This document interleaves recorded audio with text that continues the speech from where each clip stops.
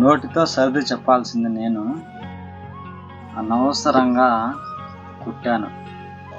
నొప్పిగా ఉందా నాన్న? లేదులే నాన్న, తగ్గిపోయింది. కానీ అనవసరంగా ఊరికే తొందరపడి కుట్టాను రా, సారీ రా. మీరు నాకు సారీ చెప్పకూడదు నాన్న. తప్పు చేస్తే ఎవరైనా కానీ క్షమాపణ చెప్పాల్సిందే. కొడుకు తప్పు చేస్తే కొట్టి తిట్టి దండించే హక్కు నాన్నకు తప్ప ఇంకెవరికి ఉంటుంది నాన్న? నువ్వు నా కొడుకుగా పుట్టడం నిజంగా నా అదృష్టం రా. నా భవిష్యత్తు కోసం నువ్వెంతో ఆలోచిస్తున్నావు. ఆ దేవుడిచ్చిన వరం నాన్న నువ్వు.